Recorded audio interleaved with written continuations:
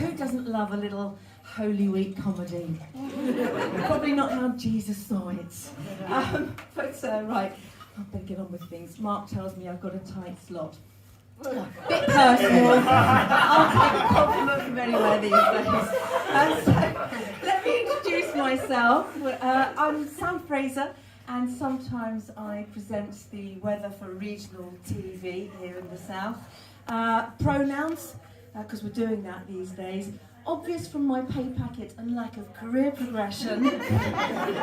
And age, well, somebody recently described me as middle-aged. And I went, stop, hold it right there. Because in my experience, middle age pertains to the nuns who taught me at school and my piano teacher. And since I am neither a nun, you'd better believe it, or a piano teacher, I can't possibly be in middle age. So I've invented a phrase for myself that I'm comfortable with to explain this part of my life. And some of you might be able to relate to it. I've called it executive youth. And it's for anybody who's, say, between 40 and dead. I don't know. Some of you might be in executive youth. Can I have a big whoop if you are in executive youth? Yes. Thank God. It's always really reassuring when there are some of us in the audience, because then I know that if I start talking about my deviant fantasies involving Bernard Cribbins and Dave from Showaddy Waddy, at least some people will know who I'm talking about. Anyway, you'll know when you get to executive youth, because you start doing things like you'll start contemplating taking out a National Trust membership.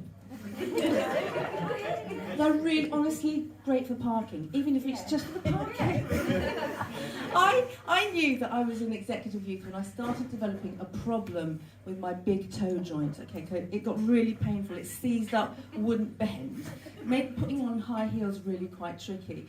So it was painful. So I popped along to the doctor. And when I say I popped along, I waited 4.5 weeks for an appointment with the doctor. And when I finally got there, he was really quite unsympathetic. What you've got, he said, is a permanent stiffy. So be careful what you wish for, people, because dreams really can come true. But I cram my feet into the high heels anyway, as painful as it is, because it's really important for my job, because it helps me to be at the right height for the weather map. So I'm aiming usually to have my tits pointing at Petersfield and my arse in the general direction of Weymouth. Tits and arse. You thought the weather was all about cold fronts and isobars, didn't you? It's not, lovely people. It's about tits and arse. And I had absolutely no idea about that when I took the job. So nobody told me that within 2 weeks of appearing on screen, my arse would have its own online fan club. Or that I would find myself on a YouTube channel called Babes of Britain. Nobody tell my dad. Babes of Britain. And as a progressive feminist, I realised that I should have been outraged by that. But the truth was, I was really quite flattered. As I've confessed, I'm in executive youth. I thought that my babe days were well and truly behind me. Turns out they're not. Turns out there's a whole audience of men watching me do the weather with the remote control in one hand and a rolled up sock in the other. Much less flattering. And honestly, I've absolutely no idea how I came to be a weather presenter, because it certainly wasn't on the agenda when I was at school. When I was at school, there were only 2 things I wanted to be. First, I wanted to be Felicity Kendall. Remember her?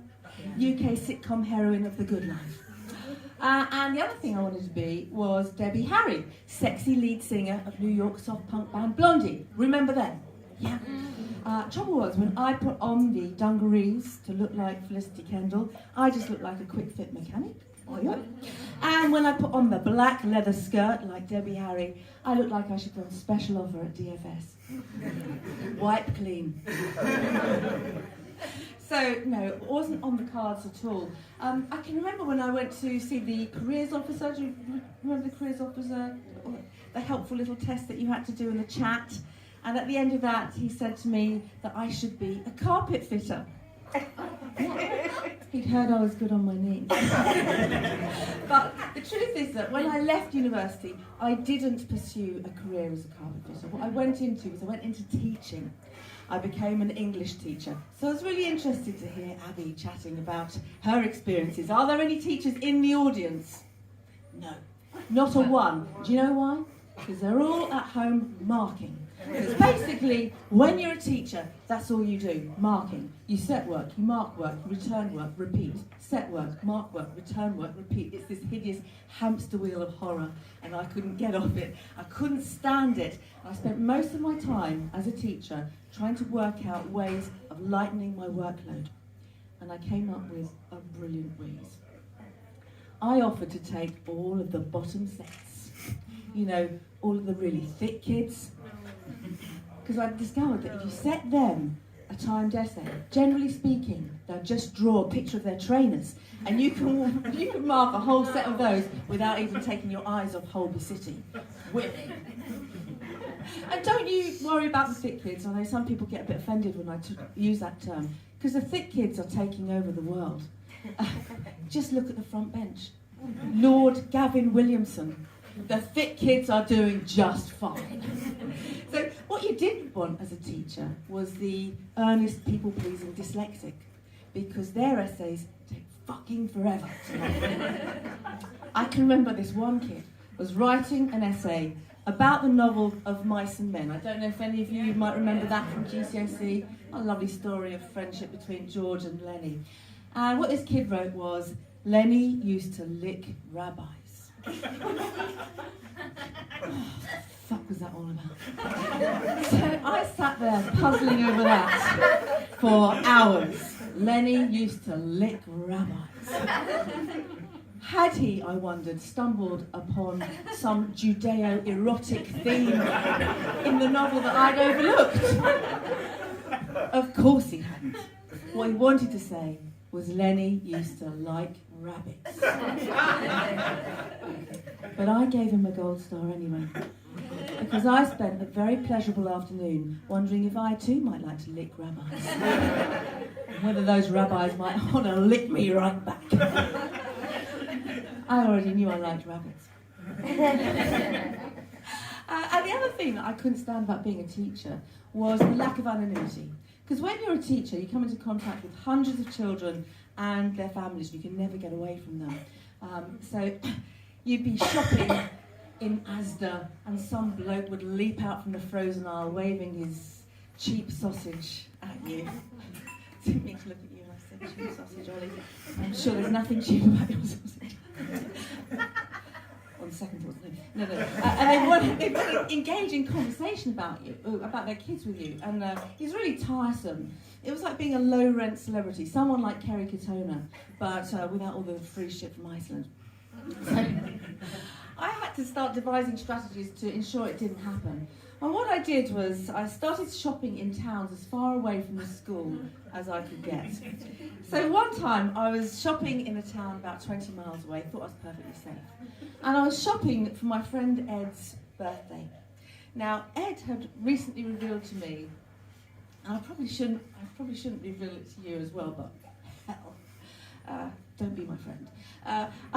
He'd recently revealed that he'd never used, and it doesn't feel right to say this in Holy Week, but he'd never used a cock ring.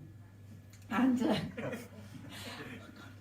I hope he never gets wind of this. He'd never used a cock ring, and you can get them now in Boots, and they're dead cheap.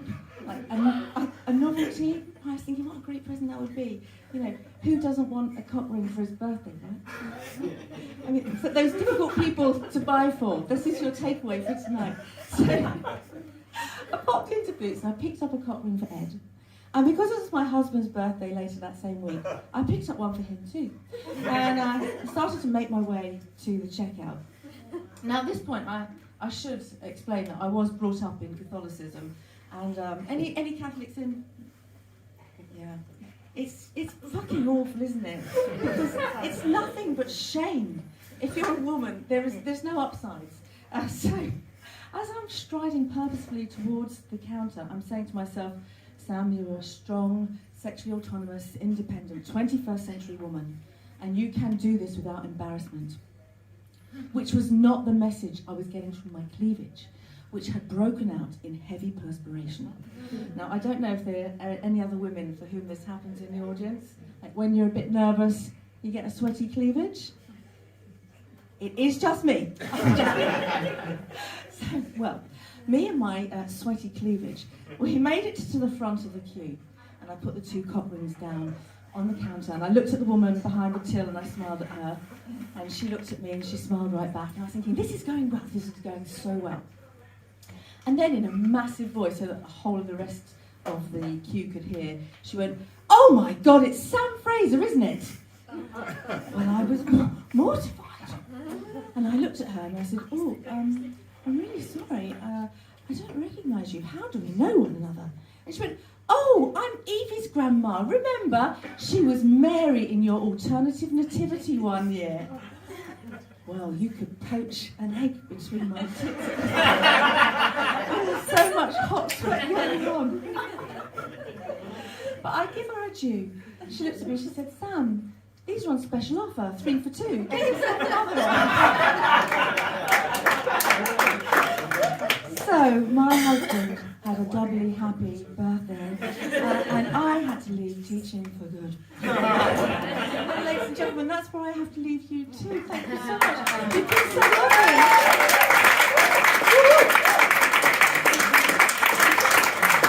On a note, I'm wearing my book cover. I'm crowdfunding a book which is all about my experiences as a weather girl, and if you fancy pledging for it, unbound.com. There you go, it's a bit cheeky, but it is Holy Week. Yeah.